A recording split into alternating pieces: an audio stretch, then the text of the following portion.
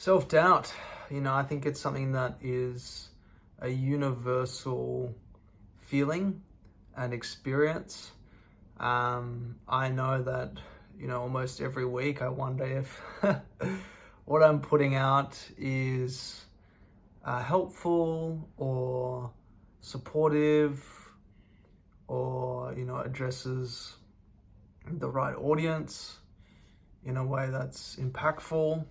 So, I'm certainly not immune to it. And as I've gone deeper into this space and, followed the work of other great thought leaders like Adam Grant, and even talking to some of my mates, Scott is a fellow that comes to mind who wrote about this whole thing of self-doubt recently.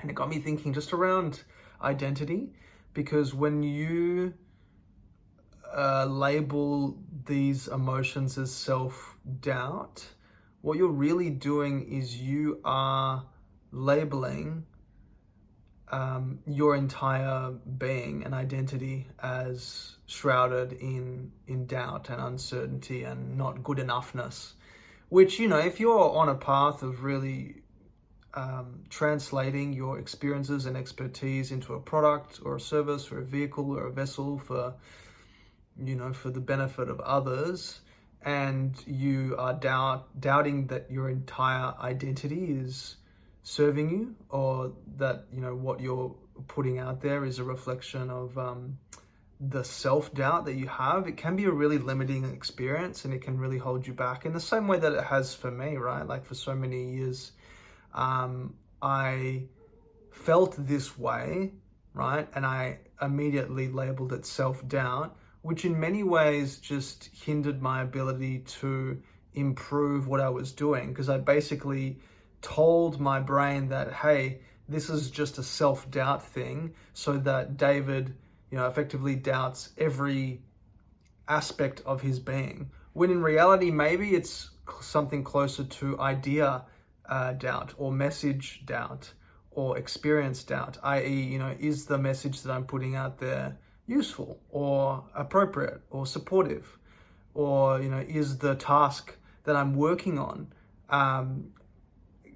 conducted and executed at a high standard? So is it task doubt, right? And so I think, starting to think about, these emotions that come up and starting to categorize and segment them, taking inspiration from Scott and Adam Grant as well, then we can kind of take a lot of the hate out of the situation, so that, you don't feel limited by this entire experience of doubt.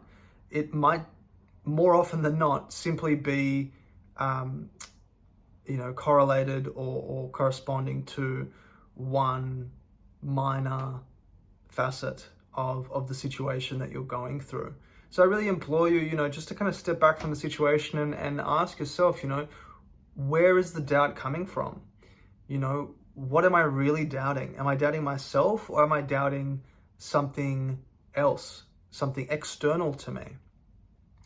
And how can I use this doubt to make me better, right? So if it is for something like my experience in recording these videos and really striving each day to provide something of value for you, to hopefully support you in becoming the best version of yourself, I'm always thinking about, well, how can I use these flickers of doubt to encourage me to refine my message, to improve the quality of my language, to make it more digestible, to make it more personalized? And so in that way, I'm not hindered by self-doubt. It's I'm actually empowered by message doubt or idea doubt.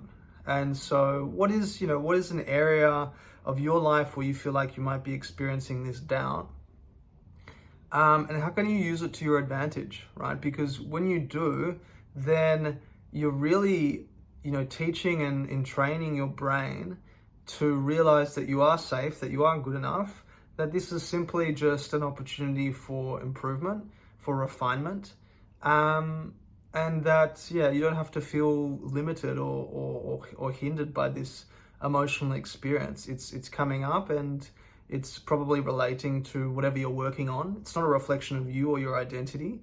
It's just a calling for a deeper introspection, and you know, an opportunity to just improve. And that doesn't sound like a bad thing at all. So I hope this has been helpful for you. And yeah, I you know, sending you lots of love, and I hope you have a really beautiful day ahead. I'll speak to you tomorrow.